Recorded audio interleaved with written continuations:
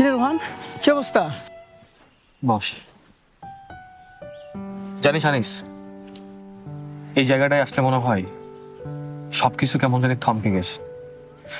ও নেই, তবুও মনে হয় সবকিছু আগের মতোই রয়ে গেছে। তুই এখনো এখানে আসিস কেন রোহান? অত চলে গেছে অনেকদিন হচ্ছে। দিন গেছে কিন্তু অভ্যাস চাই। বন্ধু, ভালোবাসা কি এত সহজে ছুটি নেই? কিন্তু তুই জানিস ও আর ফিরবে না। জানি, আবার জানিও না। কেন জানি প্রতিদিন মনে হয় সে আবার আসবে, হঠাৎ দেখা হবে। তোর এই যদি দেয় তোর সমস্যা, তোর এই যদি দেয় তোকে একদিন শেষ করে দিবে। শেষ হয়ে গেলে হয়তো আর ব্যথা থাকবে না। ব্যথা থাকার মানে তুই এখনো বেঁচে আছিস, কিন্তু তুই বাঁচছিস না, আটকে আছিস ওই একটা জায়গাতেই। আটকে থাকাটাই তো স্মৃতি, আর এখান থেকে বেরিয়ে গেলে মনে হয় তার সাথে বিশ্বাসঘাতকতা করা হবে। ও কি তোর কথা ভেবে কোথাও আটকে আছে? জানি না, হয়তো হ্যাঁ, হয়তো বা না। তাহলে তুই কেন নিজের সাথে এমন করছিস? কারণ আমি পারি না বলে যেতে। ওকে ছাড়া একটা মুহূর্ত কল্পনা করতে পারি না। ভুলে যেতে বলছি না, মেনে নিতে বলছি। আচ্ছা আনিস, মেনে নিলে কি ব্যথা কমে? না, তা ঠিক না। জানিস, প্রতিদিন মনে হয় আজকেই শেষ পা, কিন্তু পা দুটো আপনা আপনি চলে আসে। আজ সত্যি শেষ কর। এই জায়গাটা না, এই অকারণ অপেক্ষাটা। সম্ভবটা হয়তো কখনো। তোর এই অপেক্ষাটা অহেতু, অহেতুক হলেও আমার কিন্তু এই অপেক্ষায় তুই কি পাচ্ছিস? একটু শান্তি, কিছু সময়ের জন্য। আর বাকি সময় খালি লাগে, কিন্তু এই জায়গাটা আমার অভ্যাস হয়ে গেছে। অভ্যাস মানে ঠিক না কিন্তু, তাহলে এতদিন থেকে গেল কি বল? কারণ তুই ছাড়তে সাহস করছিস না। সাহস থাকলে ভালোই বাসতাম। ভালোবাসা আর এখন এভাবে আটকে থাকা এক জিনিস না। আচ্ছা, ও যদি হঠাৎ আসে? ও এতদিন আসে নাই, এখন আর আসবেও না। ও আসবে, দেখিস, দেখা আমার ওর সাথে হবে একদিন না একদিন। তোর সাথে আমি কথা বলে পারবো না, তুই থাক, আমি গেলাম। যাবে? যা। ঠিক আছে।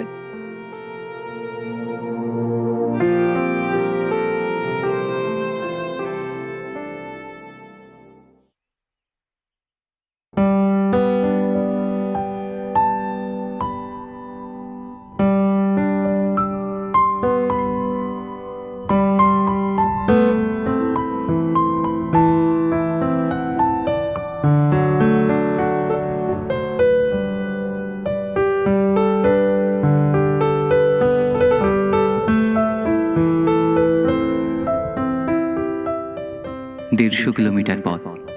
এই পথটা শুধু দূরত্ব না, এই পথটা ছিল অপেক্ষা, কৌতূহল আর এক অজানা মুখ দেখার উত্তেজনা। ওরা জানতো না এই দীর্ঘ যাত্রার শেষে ওদের জীবনের সবচেয়ে গুরুত্বপূর্ণ সময়টা অতিবাহিত হবে। সেদিন ওদের খুব কাছাকাছি আসা হয়নি, কিছু বলাও হয়নি, অবশ্য কিছু বলার দরকারও ছিল না সেদিন।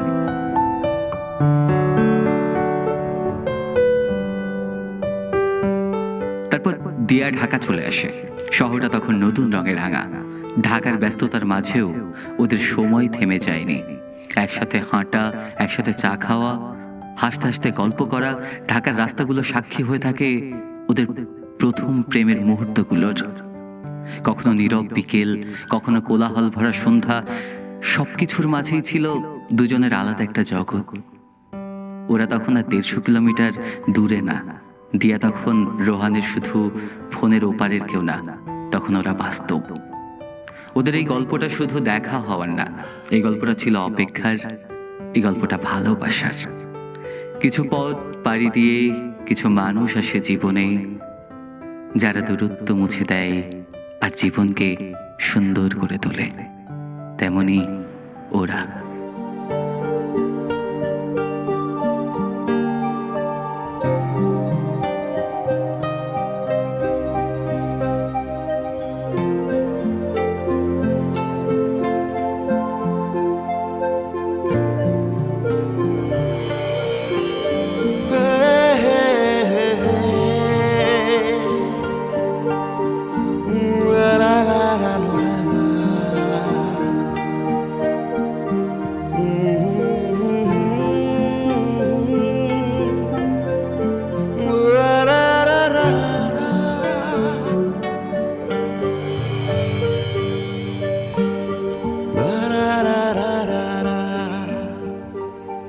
জানো দিয়া, তোমার সাথে এরকম সময় কাটানোটা আমার খুব প্রিয় একটা সময়।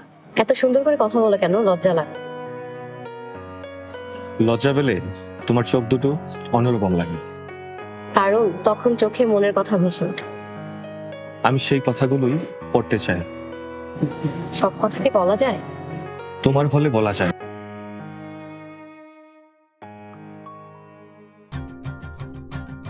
আরে দিয়া, তুমি এখানে? আপনি এখানে? এই তো এখানে আসছিলাম, তোমাকে দেখে ভাবলাম একটু কথা বলে যাই। ও আচ্ছা, তাহলে পরিচয় করিয়ে দিই। ও আমার বন্ধু রোহান। ও আচ্ছা, কেমন আছেন? আলহামদুলিল্লাহ। তুমি ভালো আছো? এই। আর এই হচ্ছে তোমাদের ভাইয়া সৌরভ। এই কেমন আছো তুমি? এই তো ভালো আছি, আপনি কেমন আছেন? এই তো বেশ, তোমাদের সাথে কথা বলতে পেরে খুবই ভালো লাগছে।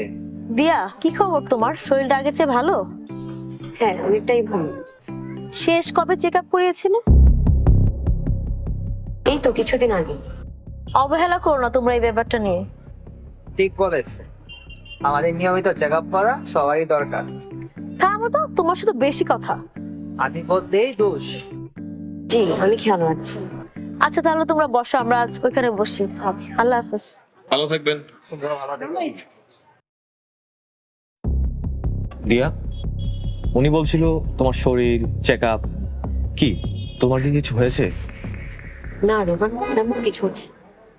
তবুও তোমার মুখটা অন্যরকম লাগছে। তুমি বেশি ভাবছো। ভাববো না, তুমি আমার সবচেয়ে কাছের মানুষ। জানো, তুমি পাশে থাকলে আমার সব ভয় কেটে যায়। কিন্তু আমার প্রশ্নটার উত্তর দাও। রোহান, কিছু কথা এখন না জানাই ভালো। আমি ভয় পাচ্ছি দিয়া। তুমি ভয় পেও না, তোমার হাতটা ধরলেই আমি শক্ত হয়ে যাই। তুমি এমন করে কথা বললে আমার আর কিছু বলার থাকে না। কারণ ভালোবাসা সব প্রশ্নের আগে। কথা দাও, কিছু হলে আমাকে বলবে। কথা দিচ্ছি, এখন এই সময়টা শুধু আমাদেরই থাকুক। হ্যাঁ, এই মুহূর্তে শুধু আমি আর তুমি। এই মুহূর্তটাই তো আমার সবচেয়ে বেশি দামি। আমারও।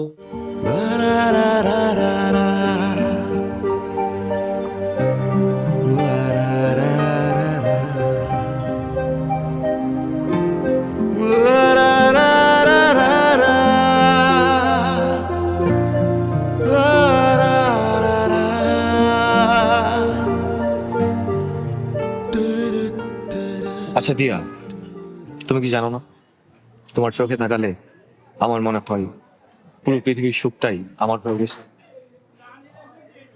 আর আমি তোমার কথা শুনলে আমার মনটা কেমন যেন শান্ত হয়ে যায়। আমি চাই এই শান্তি কখনো না হারে। তুমি জানো, আমি এর আগে কখনো এমন ভাবে কাউকে ভালোবাসিনি তোমাকে ছাড়া। আমিও রোহান, তোমাকে আমি ঠিক কতটা ভালোবাসি বলে বোঝাতে পারবো না। তাহলে আমরা একে অপরকে কথা দিতে পারবো কি কথা? যে আমরা একে অপরকে কখনোই ছেড়ে যাব না। আমিও রোহান, প্রতিজ্ঞা করছি সবসময় তোমার পাশে থাকবো। যে কোনো পরিস্থিতি হোক, কেউ কাউকে ছাড়বো না। একটা কথা কি জানো, তুমি যখন আমার সামনে থাকো আমার সবকিছুই কেমন জানি সহজ হয়ে যায়। আমি সবকিছুই খুব সহজে করতে পারি। আর আমি তোমার হাত ধরে থাকলে আমার জীবন কেমন যেন পূর্ণ হয়ে যায়। আমাদের এই হাত কখন আলাদা হবে না তো? চলো আজ এই মুহূর্তেই আমরা প্রতিজ্ঞা করি, শুধু বলেই নয়, মনের মধ্যে টুকে রাখ। হ্যাঁ, আমাদের ভালোবাসা শুধু কথাই না, এটা একটা প্রতিজ্ঞা, আমাদের জীবনের প্রতিজ্ঞা। আমি বলছি দিন, তুমি আমার কাছে শুধু একজন প্রেমিকা নও, তুমি আমার একটা দারুণ মুহূর্ত, আর আমি সেই মুহূর্তে ডুবে থাকি। আর তুমি আমার কাছে শুধু প্রেমিক নও, তুমি আমার জীবনের সব কিছু। তাহলে কি আমরা একে অপরকে সারা জীবন ধরে রাখবো? হ্যাঁ রোহান, কখনো ছাড়বো না আমি তোমাকে। আমি বিশ্বাস করি যতদিন যাক, যত খারাপ ভালো যে কোনো পরিস্থিতি আসুন, আমরা একে অপরকে ছাড়বো না। আমাদের এই ভালোবাসা, আমাদের এই প্রতিজ্ঞা চিরকাল থাকবে। তাহলে বলো, আমাদের এই হাত কখনোই আলাদা হবে না? কখনোই না রোহান, কখনোই না। আমি তোমাকে ভালোবাসি দেব, আজ, আগামীকাল, সবসময়, জীবনের শেষ প্রান্তে গিয়েও বলতে চাই আমি তোমাকে ভালোবাসি।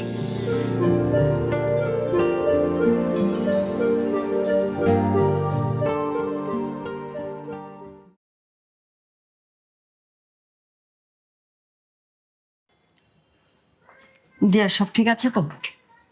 না মা, তেমন কিছু না, শুধু কিছু নিয়ম মানতে হবে। নিয়ম মানতে হবে? কেমন নিয়ম? ঔষধ বা খাবার বা বিশেষ কোনো কিছু? মা ভয় পেও না তো, তেমন কিছুই না, শুধু খাবার ওষুধ এগুলোর দিকে একটু খেয়াল রাখতে হবে। সব ঠিক আছে, কিন্তু ডাক্তার কি বিশেষ কিছু বলেছে? ও ডাক্তার শুধু বলেছে শরীরে কিছু সূক্ষ্ম পরিবর্তন খেয়াল করা গিয়েছে। এটা তেমন কোনো ভয়ের কিছু নেই, শুধু ক্রমেই খারাপের দিকে যেতে পারে। ক্রমে খারাপ মানে? দিয়া, তুই কিছু গোপন করছিস না তো? না মা, সেরকম কিছু নয়, কিছু গোপন করছি না, শুধু সাবধান থাকতে হবে। ঠিক আছে, আল্লাহ যেন সবকিছু তাড়াতাড়ি ঠিক করে দেয়। মা ভয় পেও না তো, তেমন কিছুই না, জাস্ট কিছু জিনিসের খেয়াল রাখতে হবে, খাবার বিশ্রাম। ও আচ্ছা, আপনারা এখানেই আছেন? আপনাদের সাথে কিছু গুরুত্বপূর্ণ বিষয়ে কথা বলার ছিল, মনোযোগ দিয়ে শুনবেন একটু। আচ্ছা, কি হয়েছে মা, আমাকে খুলে বলো তো। আমরা কিছু সূক্ষ্ম পরিবর্তন লক্ষ্য করেছি। মস্তিষ্কে কিছুটা রক্তক্ষরণ হচ্ছে, এটা ক্রমান্বয়ে খারাপের দিকে যেতে পারে। রক্তক্ষরণ? সবকিছু ঠিক আছে তো? এখন আমাদের নিয়মিত চেক আপ চালিয়ে যেতে হবে, প্রয়োজনে ভবিষ্যতে কিছু পদক্ষেপ নিতে হবে। মা ভয় পেও না তো, তেমন কিছুই নেই, সব ঠিক হয়ে যাবে। হ্যাঁ, চিন্তা করার কিছু নেই, সব ঠিক হয়ে যাবে। এখন আপনারা থাকেন, আমি আসি তাহলে। আচ্ছা ঠিক আছে।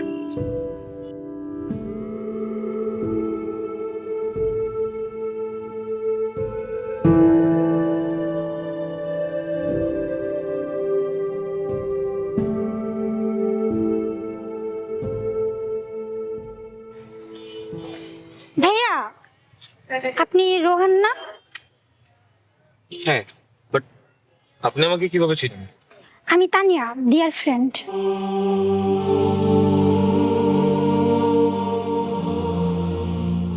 আচ্ছা, দিয়া কোথায়?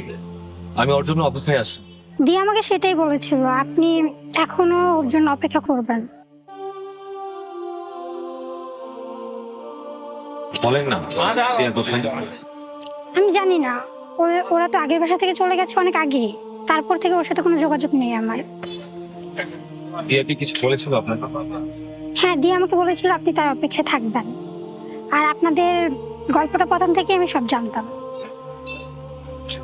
আমাকে চিনলেন কিভাবে এতদিন পরে এসেও?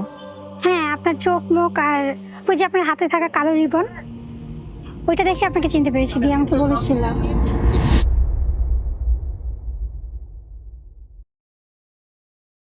এটা নাও, পড়ো পড়ো দিয়া, পড়ো তুমি আগে। এটা কি? যেটাই হোক তুমি আগে পড়ো। এটা শুধু একটা রিবন নয়, এটা হচ্ছে আমাদের ভালোবাসার একটা ছোট্ট প্রতীক। প্রতীক? কিসের প্রতীক? এটা হচ্ছে এমন একটা প্রতীক যেটা আমাদের সবগুলো মুহূর্তের সাক্ষী হয়ে থাকবে। আচ্ছা, তুমি কি চাইছো এটা আমি সবসময় রাখবো? যখন তুমি আমাকে মিস করবে তখন শুধু এটার দিকেই দেখবে, তখন মনে করবে যে কেউ একজন তোমার সাথে আছে। কিন্তু দিয়া, আমরা তো সবসময় একসাথে থাকবো, তাই না? সব সময় না, না সব সময় তো আর আমরা একসাথে থাকতে পারবো না, কিন্তু এই রিবনটা সব সময় তোমার কাছে থাকবে।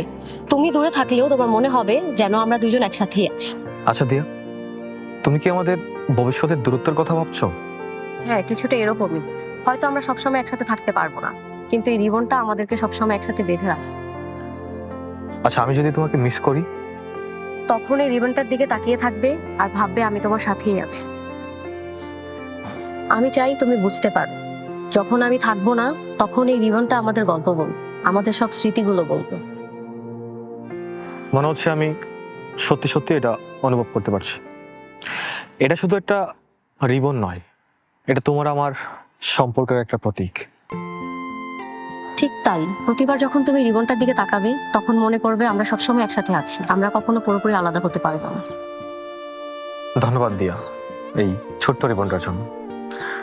মনে রাখার থেকে কাছাকাছি থাকাটাই প্রয়োজনীয় ছিল। হ্যাঁ আমি জানি, কিন্তু মাঝে মধ্যে আমাদের কাছে এই মনে রাখার ক্ষমতাটুকুও থাকে, তাই আমাদের এই রিবনটাই সেই ক্ষমতাটুকু দিবে।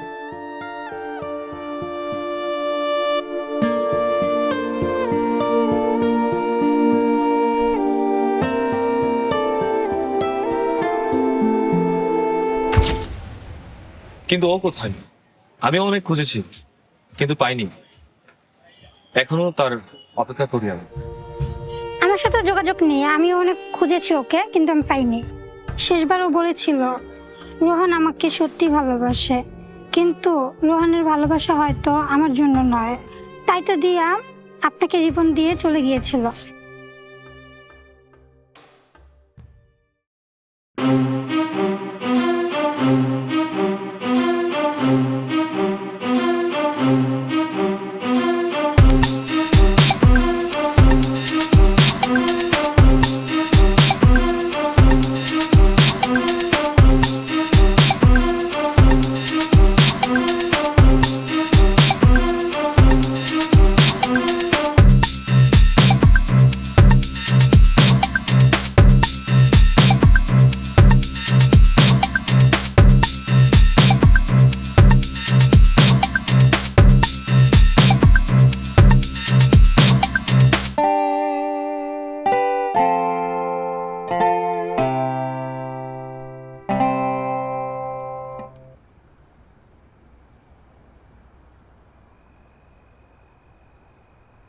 আচ্ছা রোহান, তোর একটা কথা জিজ্ঞেস করি।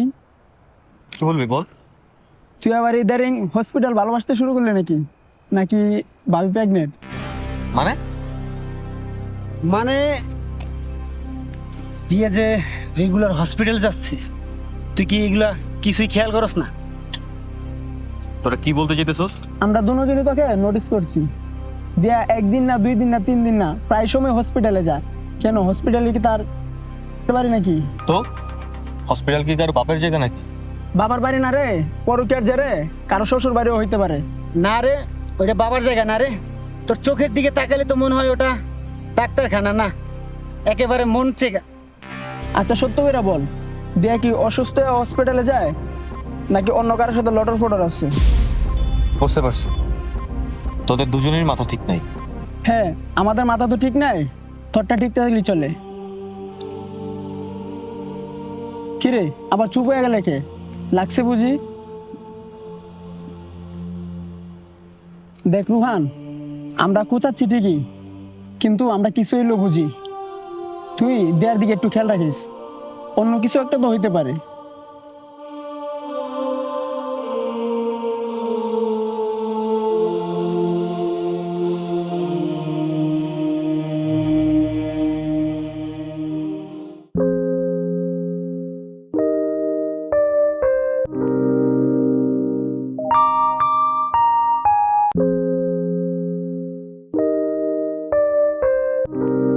শৈলের অবস্থা আগের চেয়ে অনেকটাই খারাপের দিকে চলে গিয়েছে।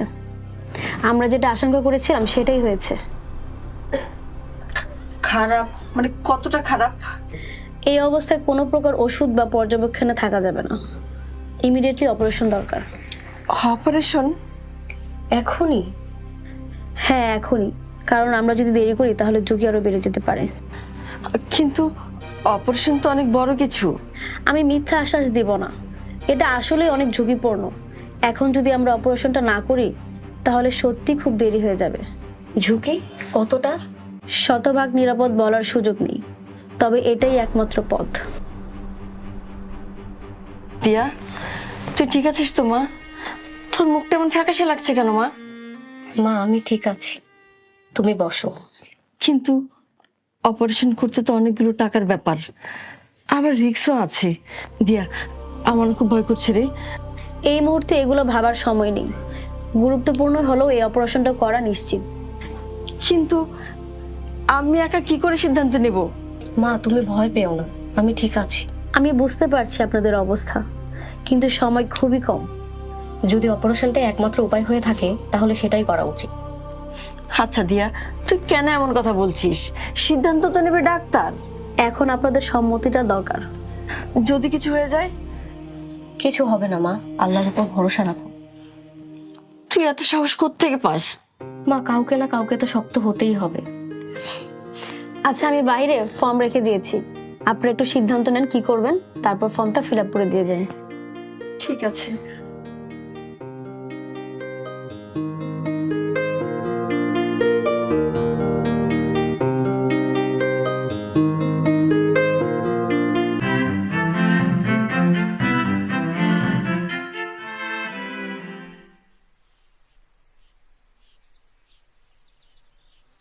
দিয়া, তুমি এখানে? কেন এইভাবে চমকে উঠলা যে? আমার কি আসার কথা ছিল না? না, এই প্রশ্ন তো আমার করা উচিত। আমি শুনলাম আমার বন্ধুদের কাছ থেকে তুমি নাকি প্রতিদিন হসপিটাল যাও, কেন? দেখো, কে কি বলছে সেটা নিয়ে তুমি আমাকে কেন প্রশ্ন করছো? আমি তোমার এই জিনিসটা জানার কি অধিকার আমার নাই? সব কথা বলতেই হবে নাকি? দিয়া, আমি তোমার সেই মানুষটা যা আমি সবকিছু জানার অধিকার রাখি। আর তুমি কেনই বা প্রতিদিন হসপিটাল যাও সেটা আমাকে বলো দিয়া। এটা আমার ব্যক্তিগত ব্যাপার। ব্যক্তিগত? তুমি অসুস্থ আছো কিনা, বিপদে আছো কিনা, এগুলো তোমার ব্যক্তিগত হয়ে যায়? রোহান, দয়া করে এইসব কথা এখন তুলো না। তাহলে কখন তুলবো? যখন সবকিছু শেষ হয়ে যাবে তখন? নাটক করো না। দিয়া, নাটক আমি করছি না। তুমি দিনের পর দিন আমার থেকে দূরে চলে যাচ্ছ, আমার থেকে লুকাচ্ছ, এগুলো কি দিয়া? না, আমি দূরে সরাচ্ছি না। তাহলে তুমি আমার চোখে চোখ রেখে বলো তুমি ঠিক আছো। দেখছো, তোমার নীরবতাই আমার ভয় হয়। যদি ভয় পেয়ে থাকো তাহলে দূরে থাকো। এই কথা বলছো কেন দিয়া? আমি তো তোমার পাশেই থাকতে চাই। পাশে থাকা সবসময় ভালো না রোহন। এই কথাটা তোমার মুখে মানায় না দিয়া। মানাক বা না মানাক, এটাই সত্য। তুমি কি বুঝছো তুমি কি বলছো? হ্যাঁ, আমি খুব ভালোভাবেই বুঝছি। তাহলে বলো, হাসপাতালে কেন যাচ্ছ? বলবো না। কেন? কারণ তুমি জানলে কিছুই বদলাবে না। আমি যদি জানি আমি তোমার সাথে লড়তে পারবো। আমি চাই না তুমি আমার সাথে লড়ো। তুমি একা লড়তে চাও? হ্যাঁ। এটা কি কোনো সম্পর্ক? সম্পর্ক মানে কি সব বোঝা ভাগ করে নেওয়া? হ্যাঁ, অন্তত চেষ্টা করা। আমি চেষ্টা করতে করতে ক্লান্ত। কিসের ক্লান্তি?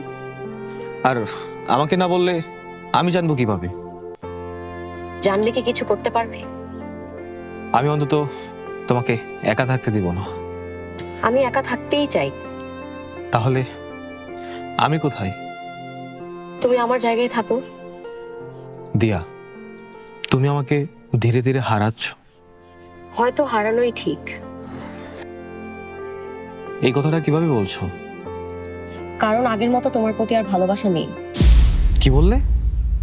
আমি বললাম তোমার প্রতি আগের মতো আমি আর কিছুই অনুভব করি না।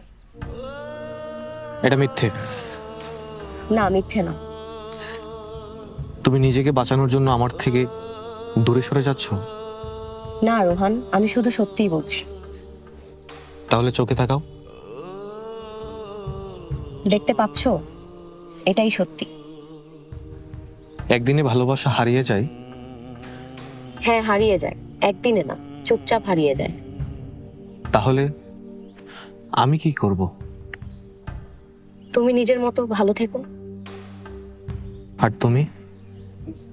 আমার পথটা আমাকে একাই হাঁটতে দাও। দিয়া, প্লিজ। আর কথা বাড়িও না, এখানেই শেষ হোক। তুমি কি সত্যিই যাচ্ছ? কিছু বিদায় দরকার হয় কাউকে বাঁচানোর জন্য। ভালো থেকো। সেদিন দিয়া মিথ্যা বলেছিল রোহানকে। দিয়া নাকি রোহানকে ভালোবাসে না, কিন্তু সত্যিটা হলো দিয়া রোহানকে ঠিক আগের মতোই ভালোবাসে। কিছু ভালোবাসা আছে যেগুলো কাছে থাকলে ভালোবাসা বাঁচে না, আর ভালোবাসা বাঁচাতে গেলে দূরে যেতে হয়। ডাক্তারের বলা কথাগুলো বারবার তখন দিয়াকে ভাবাচ্ছিল। তাই দিয়া দূরে গিয়েছিল এবং বলেও গেছিল একদিন না একদিন সেই বড়ই গাছের তলে কোনো এক কুয়াশা ভরা দিনে ফিরে আসবে। রোহান তারপর থেকে প্রতিদিনই কালো রিবনটার দিকে তাকিয়ে তাকিয়ে দিয়ার জন্য অপেক্ষা করতে থাকে।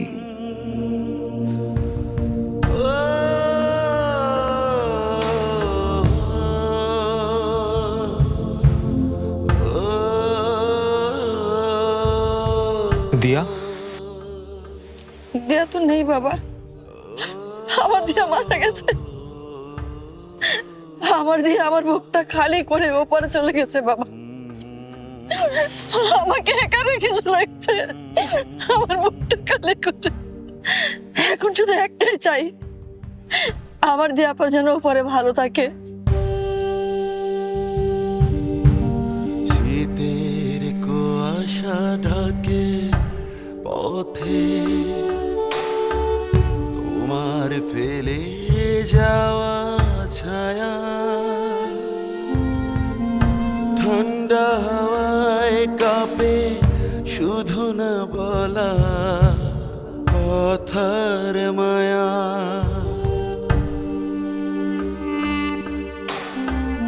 ভোরের শিশির জড়াই এসে স্মৃতির ভেজা ঘ্রাণ, হাতে বাড়ালে ধরা দেবে এমন মিথ্যে টান। দূরের আকাশে চাঁদের আলোয় বুকটা ভেঙে যায়, কুয়াশার মতো প্রেমটা রইল মানুষটার না।